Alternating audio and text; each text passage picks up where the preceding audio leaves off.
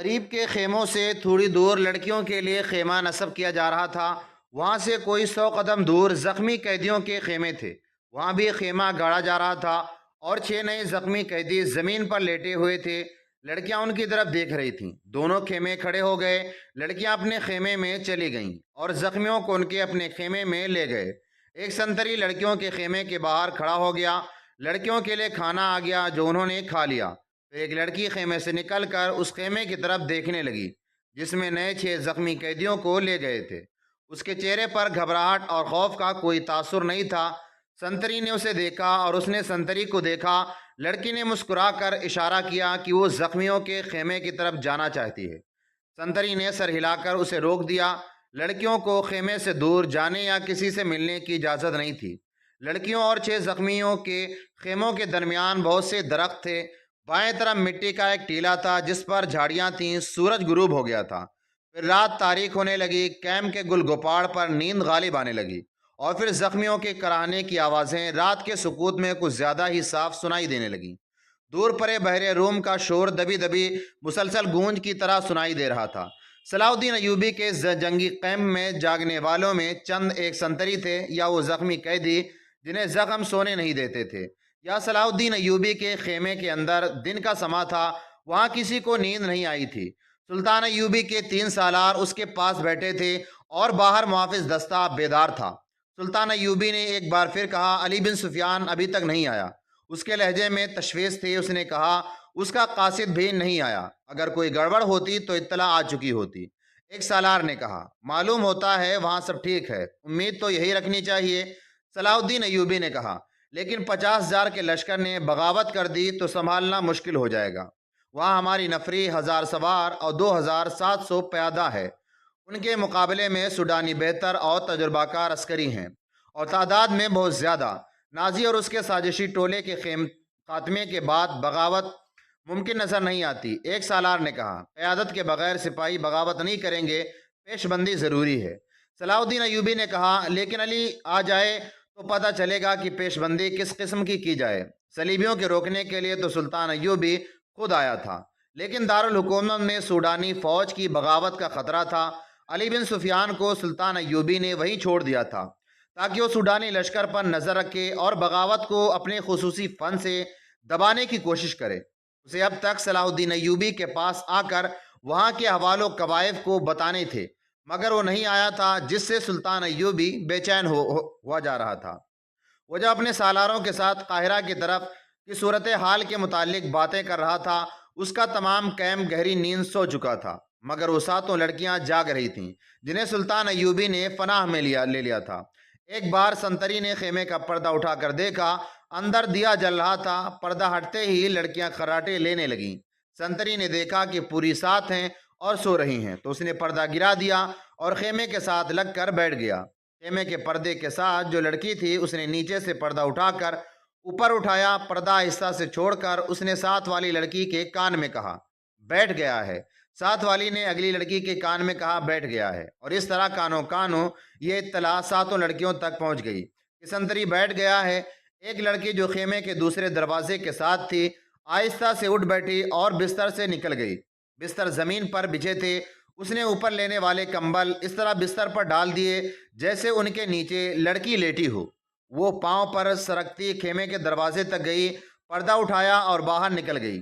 باقی 6 لڑکیوں نے آہستہ آہستہ کراٹے لینے شروع کر دیے۔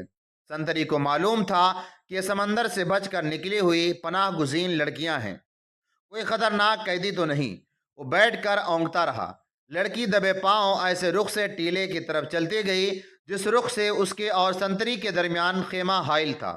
ٹیلے کے پاس پہنچ کر اس نے اس خیمے کا رخ کر لیا جس میں 6 قیدی رکھے گئے تھے۔ رات تاریک تھی، وہاں کچھ درخت تھے۔ سنتری اب ادھر دیکھتا بھی تو اسے لڑکی نظر نہیں آتی۔ لڑکی بیٹھ گئی اور پاؤں پر سرک سرک کر آگے بڑھنے لگی۔ آگے ریت کی ڈھیریاں تھیں، ان کی ووٹ میں سرکتی ہوئی خیمے کے قریب پہنچ گئی، مگر وہاں ایک سنتری ٹہل رہا تھا۔ لڑکی ایک ڈھیر کے پاس لیٹ گئی۔ سنتری اسے سیاہ سائے کی طرح نظر آ رہا تھا۔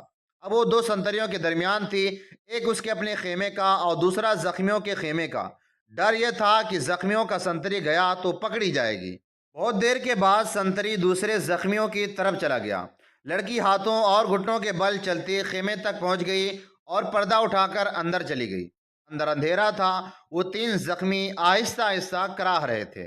شاید ان میں سے کسی نے خیمے کا پردہ اٹھتا دیکھ لیا تھا۔ اس نے نحیف آواز میں پوچھا، کون ہے؟ لڑکی نے منہ سے شی کی لمبی آواز نکالی اور سرگوشی میں پوچھا، رابن کہاں ہے؟ اسے جواب ملا، ادھر سے تیسرا۔ لڑکی نے تیسرے آدمی کے پاؤں ہلائے تو آواز آئی، کون؟ لڑکی نے جواب دیا، موبی۔ رابن اٹھ بیٹھا، ہاتھ لمبا کر کے لڑکی کو بازو میں پکڑا اور اپنے بستر میں گھسیٹ لیا۔ اسے اپنے پاس لٹا کر اوپر کمبل ڈال دیا، بولا، سنتری نہ آ جائے، میرے ساتھ لگی رہو۔ اس نے لڑکی کو اپنے ساتھ لگا لیا اور کہا، میں اس اتفاق پر حیران ہوں کہ ہماری ملاقات ہو گئی۔ یہ ایک معجزہ ہے جس سے ظاہر ہوتا ہے کہ خدائے قدوس عیسیٰ مسیح کو ہماری کامیابی منظور ہے۔ ہم نے بہت بری شکست کھائی ہے، لیکن یہ سب دھوکہ تھا۔ یہ وہی زخمی قیدی تھا جو دوسروں سے الگ تھلگ اور چہرے مہرے اور جسم سے معمولی سپاہی نہیں بلکہ کمانڈر لگتا تھا۔ صلاح الدین ایوبی نے بھی کہا تھا کہ یہ کوئی معمولی سپاہی نہیں، اس پر نظر رکھنا۔ علی بن سفیان اس سے تفتیش اور تحقیقات کرے گا۔ تم کتنے کچھ زخمی ہو؟ لڑکی نے اس سے پوچھا۔ کوئی ہڈی تو نہیں ٹوٹی، میں بالکل ٹھیک ہوں، رابن نے جواب دیا۔ خراش تک نہیں آئی۔ انہوں نے انہیں بتایا کہ اندر کی چوٹیں آئی ہیں اور سینے کے اندر شدید درد ہے، لیکن میں بالکل تندرست ہوں۔ پھر یہاں کیوں آ گئے؟ لڑکی نے پوچھا۔ میں بہت کوشش کی کہ کسی طرح مصر میں داخل ہو جاؤں اور سوڈانی لشکر تک پہنچ سکوں، لیکن ہر طرف اسلامی فوج پھیلی ہوئی ہے، کوئی راستہ نہیں ملا۔ ان 5 زخمیوں کو اکٹھا کیا اور ان کے ساتھ زخمی بن کر یہاں آ گیا۔ اب فار کی کوشش کروں گا جو ابھی ممکن نظر نہیں آتی۔ اس نے ذرا غصے سے کہا، مجھے 2 سوالوں کا جواب دو۔ ایوبی کو میں نے زندہ دیکھا ہے۔ کیوں؟ کیا تیر خطا ہو گئے تھے یا وہ حرام خور بزدل ہو گئے ہیں؟ اور دوسرا سوال یہ کہ تم ساتھ کی ساتھ لڑکیاں مسلمانوں کی قید میں کیوں آ گئیں؟ کیا وہ 5 مر گئے ہیں یا بھاگ گئے؟ وہ زندہ ہیں، رابن۔ موبی نے کہا، تم کہتے ہو کہ خدائے یسوع مسیح کو ہماری کامیابی منظور ہے، لیکن میں کہتی ہوں کہ ہمارا خدا ہمیں کسی گناہ کی سزا دے رہا ہے۔ صلاح الدین اسی لیے زندہ ہے کہ تیر اس کے پاؤں کے درمیان ریت میں لگا تھا۔ کیا تیر کسی لڑکی نے چلایا تھا؟ رابن نے پوچھا۔ کرسٹوفر کہاں تھا؟ اسی نے چلایا تھا، مگر کرسٹوفر کا تیر خطا گیا۔ رابن نے حیرت سے تڑپ کر پوچھا، وہی کرسٹوفر جس کی تیر اندازی نے شاہ اگسٹس کو حیران کر دیا اور اس کی جاتی تلوار انعام ملی تھی؟ یہاں آ کر اس کا نشانہ اتنا چوک گیا کہ 6 فٹ لمبا اور 3 فٹ چوڑا صلاح الدین اس کے تیر سے بچ گیا۔ بدبخت کے ہاتھ ڈر سے کانپ گئے ہوں گے۔ فاصلہ زیادہ تھا، مووی نے کہا، اور کرسٹوفر کہتا تھا کہ تیر کمان سے نکلنے ہی لگا تھا کہ کھلی آنکھ میں مچھر پڑ گیا۔ اسی حالت میں اس کا تیر نکل گیا۔ پھر کیا ہوا جو ہونا چاہیے تھا؟ مووی نے کہا، صلاح الدین ساحل پر گیا تھا تو اس کے ساتھ 3 کمانڈر تھے اور 4 محافظوں کا دستہ تھا۔ وہ ہر طرف پھیل گئے۔ یہ تو ہماری خوش قسمتی تھی کہ علاقہ چٹانی تھا۔ کرسٹوفر بچ کے نکل آیا اور پھر ہمیں اتنا وقت ملا کہ ترکش اور کمان ریت میں دبا کر اوپر اونٹ بٹھا دیا۔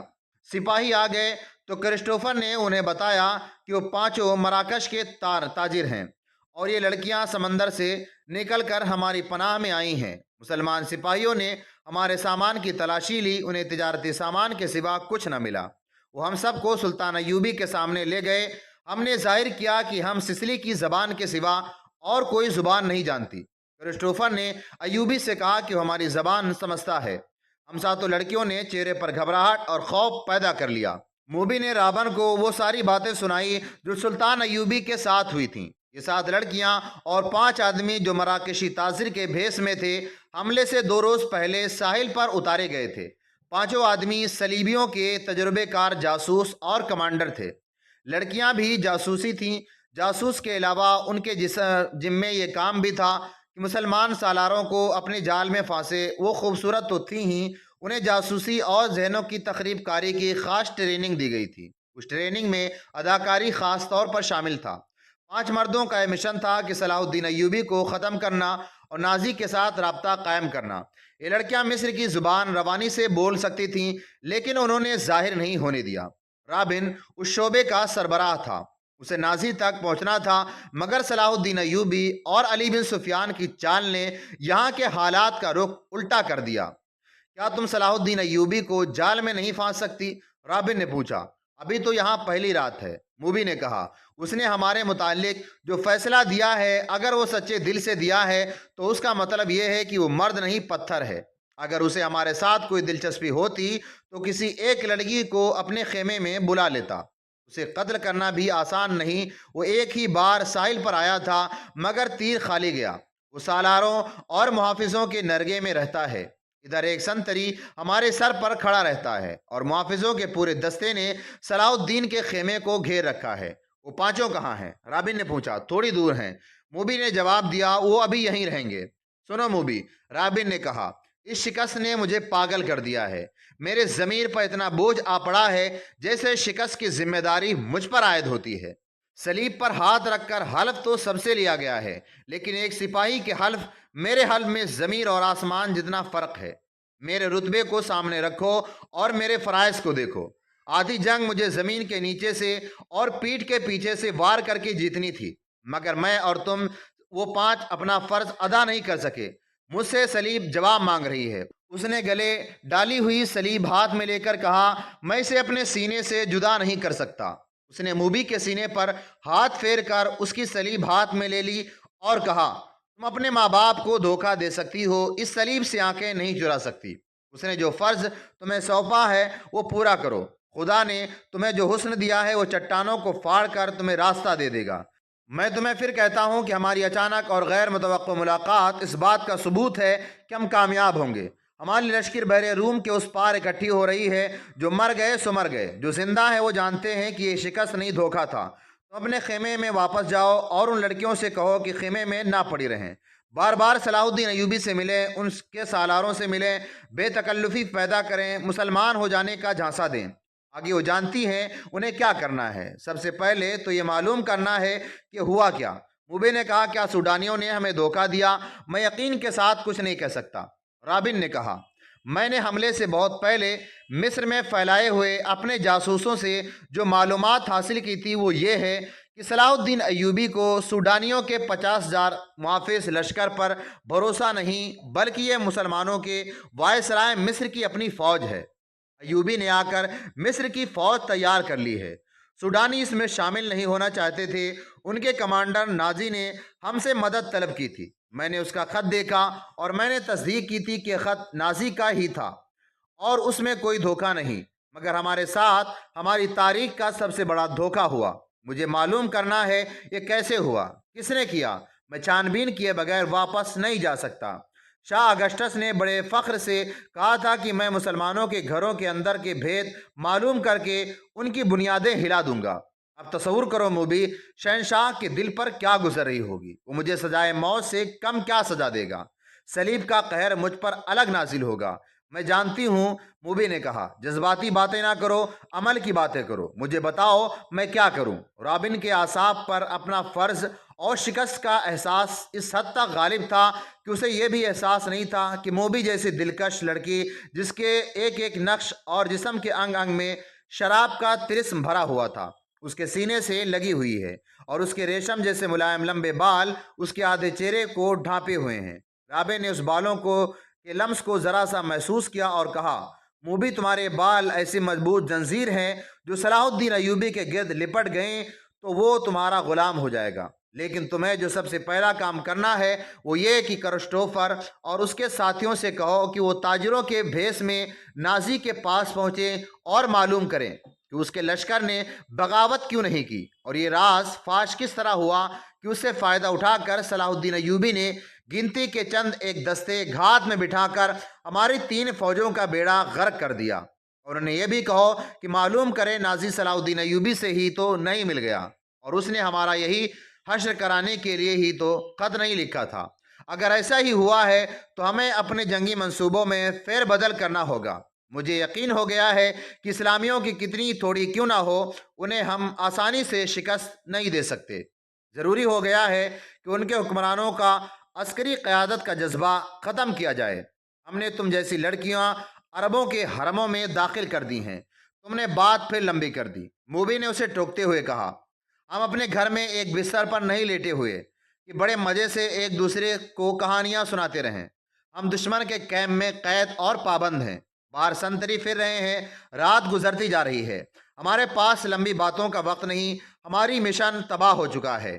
اب بتاؤ کہ ان حالات میں ہمارا مشن کیا ہونا چاہیے؟ ہم 7 لڑکیاں اور 6 مرد ہیں، ہم کیا کریں؟ ایک ایک ہی نازی کے پاس جائیں اور اس کے دھوکے کی چھان بین کریں، پھر کسی اطلاع دیں تم کہاں ملو گے، میں یہاں سے فرار ہو جاؤں گا، رابن نے کہا۔ لیکن فرار سے پہلے اس کیمپ کی نفری اور ایوبی کے آئندہ عزائم کے متعلق معلوم کروں گا۔ اس شخص سے متعلق ہمیں بہت چوکنا رہنا ہوگا۔ اس وقت اسلامی قوم میں یہ واحد شخص ہے جو صلیب کے لیے خطرہ ہے، ورنہ اسلامی خلافت ہمارے جال میں آتی چلی جا رہی ہے۔ شاہ ایملرک کہتا ہے کہ مسلمان اتنے کمزور ہو گئے ہیں کہ اب ان کو ہمیشہ کے لیے اپنے پاؤں میں بٹھانے کے لیے صرف ایک حلے کی ضرورت ہے، مگر اس کا یہ عزم خوش فہمی ثابت ہوا۔ مجھے یہاں رہ کر ایوبی کی کمزور رگیں دیکھنی ہے اور تمہارے 5 آدمیوں کے ساتھ مل کر سوڈانی لشکر کو بھڑکانا اور بغاوت کرانی ہے۔ نہایت ضروری ہے یہ ہے کہ ایوبی زندہ نہ رہے۔ اگر وہ زندہ رہے تو ہمارے اس قید خانے میں زندہ رہے جہاں وہ عمر کی آخری گھڑی تک سورج نہ دیکھ سکے اور رات کو آسمان کا اسے بھی تارا نظر نہ آئے۔ تم پہلے اپنے خیمے میں جاؤ اور اپنی 6 لڑکیوں کو ان کا کام سمجھا دو، انہیں خاص طور پر ذہن نشین کرا دو کہ اس آدمی کا نام علی بن سفیان ہے جسے ان ریشمی بالوں، شربتی آنکھوں اور اتنے دلکش جسموں سے ایسا بیکار کرنا ہے کہ وہ صلاح الدین ایوبی کے کام کا نہ رہے، اور اگر ہو سکے تو اس کے اور صلاح الدین کے درمیان ایسی غلط فہمی پیدا کرنی ہے کہ وہ ایک دوسرے کے دشمن ہو جائیں۔ تم سب اچھی طرح جانتی ہو کہ 2 مردوں میں غلط فہمی اور دشمنی کس طرح پیدا کی جاتی ہے۔ جاؤ اور لڑکیوں کو مکمل ہدایت دے کر کرسٹوفر کے پاس پہنچو، اسے میرا سلام کہنا اور یہ بھی کہنا کہ تیرے تیر کو ایوبی پر آ کر ہی خطا ہونا تھا۔ اب اس گناہ کا کفارہ ادا کرو اور جو کام تمہیں سونپا گیا ہے وہ 100% پورا کرو۔ رابن نے موبی کے بالوں کو چوم کر کہا، تمہیں صلیب پر اپنی عزت بھی قربان کرنی پڑے گی، لیکن خدائے یسوع مسیح کی نظر میں تم مریم کی طرح کنواری ہوگی۔ اسلام کو جڑ سے اکھاڑنا ہے۔ ہم نے یروشلم لیا ہے، مصر بھی ہمارا ہوگا۔ موبی رابن کے بستر سے نکلی اور خیمے کے پردے کے پاس جا کر پردہ اٹھایا۔ باہر جھانکا، اندھیرے میں اسے کچھ بھی نظر نہیں آیا۔ وہ باہر نکل گئی اور خیمے کی اوٹ سے دیکھا کہ سنتری کہاں ہے۔ اسے دور کسی کے گنگنانے کی آواز سنائی دی۔ یہ سنتری ہو سکتا تھا۔ موبی چل پڑی، 2 درختوں سے گزرتی، قدم قدم پر پیچھے دیکھتی، وہ ٹیلے تک پہنچ گئی اور اپنے خیمے کا رخ کر لیا۔ نصف راستہ طے کیا ہوگا کہ اسے 2 آدمیوں کی دبی دبی باتوں کی آواز سنائی دینے لگی۔ یہ آوازیں اس کے خیمے کے قریب معلوم ہوتی تھیں۔ اسے خطرہ نظر آنے لگا کہ سنتری نے معلوم کر لیا ہے کہ ایک لڑکی غائب ہے اور وہ کسی دوسرے سنتری کو یا اپنے کمانڈر کو بلا لیا ہے۔ اس نے سوچا کہ خیمے میں جانے کے بجائے اپنے ان 5 ساتھیوں کے پاس چلی جائے جو مراکشی تاجر کے بھیس میں کوئی 1.5 میل کے دور خیمہ زن تھے، مگر اسے یہ خیال بھی آ گیا کہ اس کی گمشدگی سے باقی لڑکیوں پر مصیبت آ جائے گی۔ وہ تھی تو پوری چالاک، پھر بھی ان پر پابندیاں سخت ہونے کا خطرہ تھا اور کوئی چارہ کار بھی نہ تھا۔ موبی ذرا اور آگے چلی تاکہ ان 2 آدمیوں کی باتیں سن سکے۔ ان کی زبان وہ سمجھتی تھی۔ یہ تو اس نے دھوکہ دیا تھا کہ وہ سسلی کی زبان کے سوا اور کوئی زبان نہیں سمجھتی۔ وہ آدمی خاموش ہو گئے۔ موبی دبے پاؤں آگے بڑھی۔ اسے بائیں طرف قدموں کی آہٹ سنائی دی۔ اس نے چونک کر دیکھا، درختوں کے درمیان اسے ایک سایہ جو کسی انسان کا تھا جاتا نظر آیا۔ اس نے رخ بدل لیا اور ٹیلے کی طرف آنے لگا۔ موبی کوئی خطرہ مول لینا نہیں چاہتی تھی۔ وہ ٹیلے پر چڑھنے لگی۔ ٹیلا اونچا نہیں تھا، فوراً ہی اوپر چلی گئی۔ وہ تھی تو بہت ہوشیار، لیکن ہر انسان ہر قدم پر پوری احتیاط نہیں کر سکتا۔ وہ ٹیلے کی چوٹی پر کھڑی ہو گئی۔ اس کے پس منظر میں ستاروں سے بھرا ہوا آسمان تھا۔ سمندر اور صحرا کی فضا رات کو آئینے کی طرح شفاف ہوتی ہے۔ درختوں میں جاتے ہوئے آدمی نے ٹیلے کی چوٹی پر ٹنڈ منڈ درخت کے تنے کی طرح ایک ساتھ سایہ دیکھا۔ موبی نے پہلو اس آدمی کی طرف کر لیا۔ اس کے بال کھلے ہوئے تھے جنہیں اس نے ہاتھوں سے پیچھے کیا۔ اس کی ناک، سینے کا ابھار اور لمبا لبادہ تاریکی میں بھی راز فاش کرنے لگا۔ یہ آدمی رات کے سنتریوں کا کمانڈر تھا۔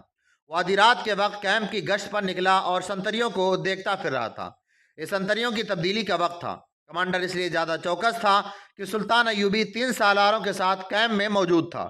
सुल्तान डिसिप्लिन का बड़ा ही सख्त था।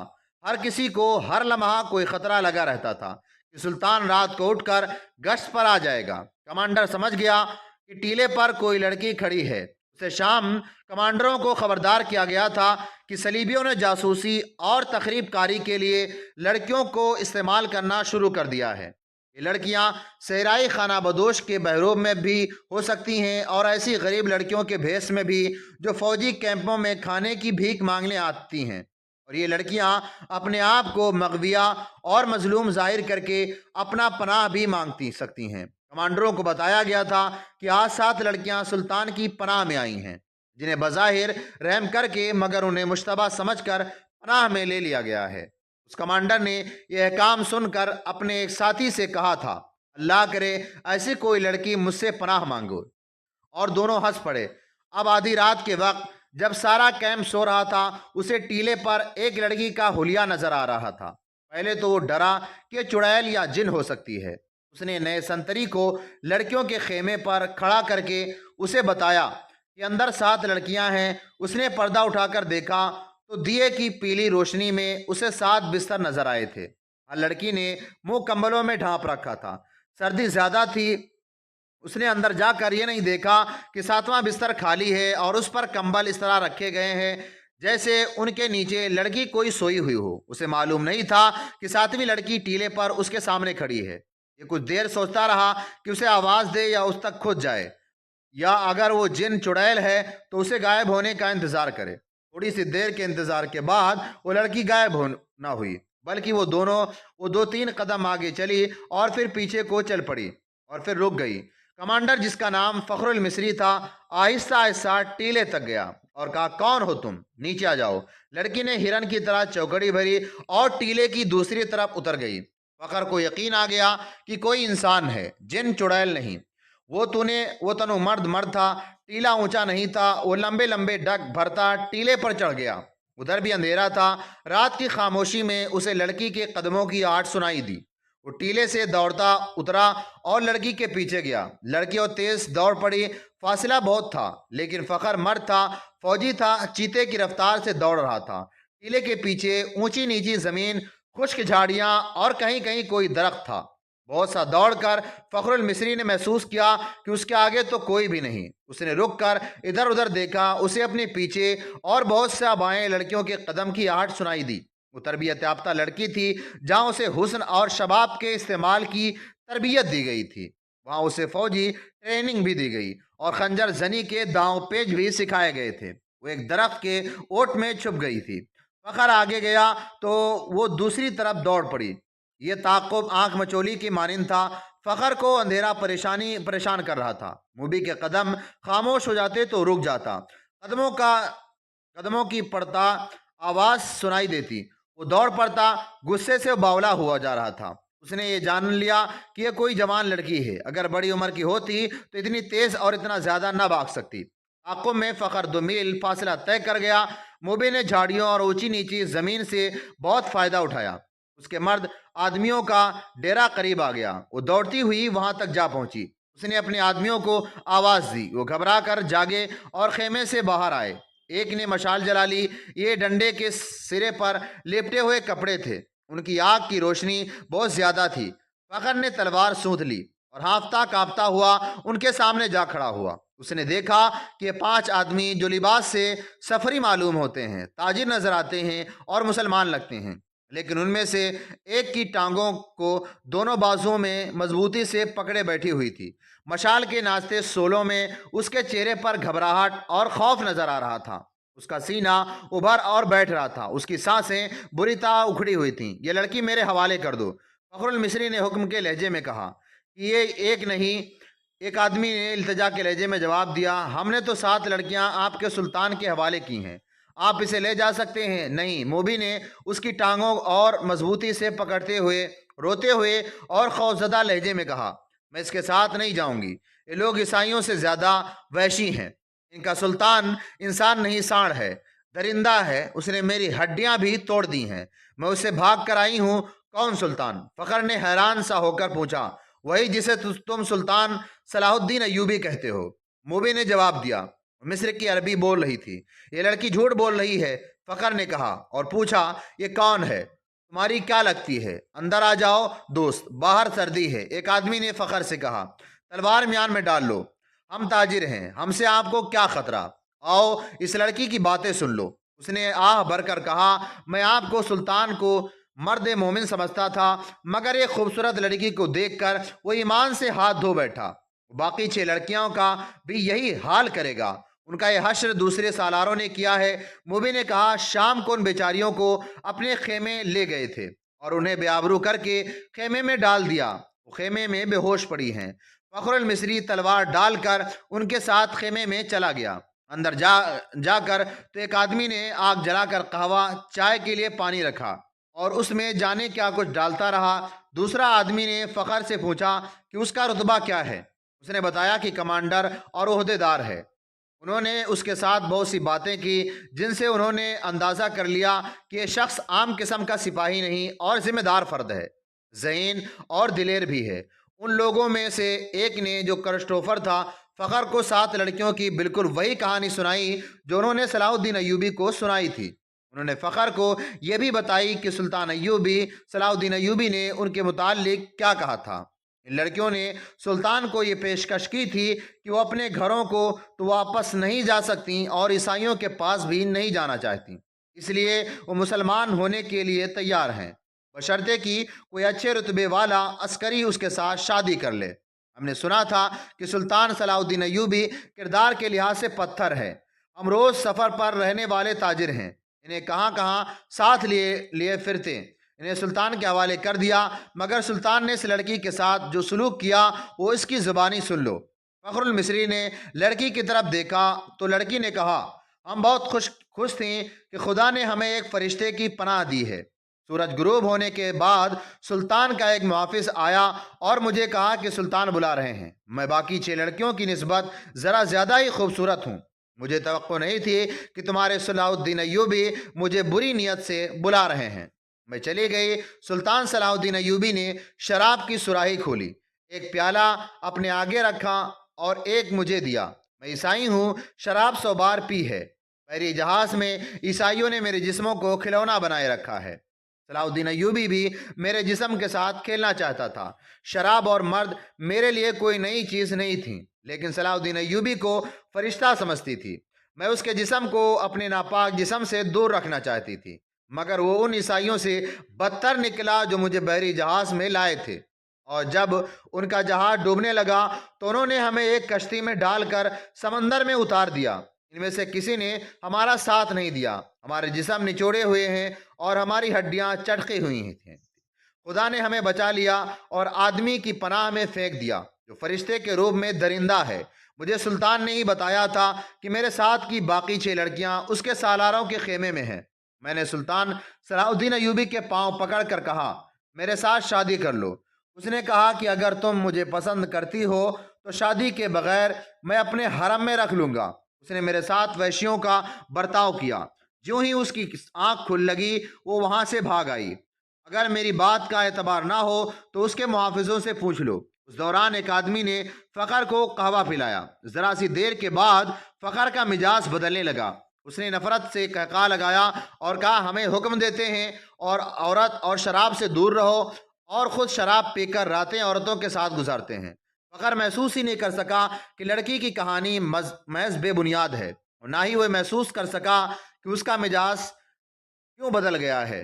उसके हशीश पिला दी गई थी। उस पर ऐसा नशा तारी हो चुका था जिसे वो नशा नहीं समझता था। वह अब अपने तस्वुर में बादशाह बन गया था। लड़की के चेहरे पर मशाल के शोले की रोशनी नाच रही थी। उसके बिखरे हुए सियाह माइल भूरे बाल चमक रहे थे। वो फ़खर को पहले से भी ज़्यादा हसीन नजर आने लगी। उसने बेताब कहा, तुम अगर चाहो तो मैं तुम्हें अपनी पनाह में ले लेता हूँ। नहीं, लड़की डर कर पीछे हट गई और बोली, तुम भी मेरे साथ अपने सुल्तान जैसा सलूक करोगे, मुझे अपने खेमे में ले जाओगे और एक बार फिर तुम्हारे सुल्तान के कब्जे में आ जाऊंगी। हम अब दूसरी 6 लड़कियों को भी बचाने की सोच रहे हैं। एक ताजिर ने कहा, हम उनकी इज्जत बचाना चाहते हैं, मगर हमसे भूल हो गई। फखरुल मिस्री की निगाह लड़की पर जमी हुई थी। उसने इतनी जवान और खूबसूरत लड़की कभी नहीं देखी थी। खेमे में खामोशी तारी हो गई जिसे क्रिस्टोफर ने तोड़ी। اس نے کہا تم عرب سے آئے ہو یا مصر ہو؟ مصری فخر نے کہا میں 2 جنگیں لڑ چکا ہوں، اس لیے مجھے یہ عہدہ دیا گیا ہے۔ نیکسٹ پارٹ انشاءاللہ العزیز کل۔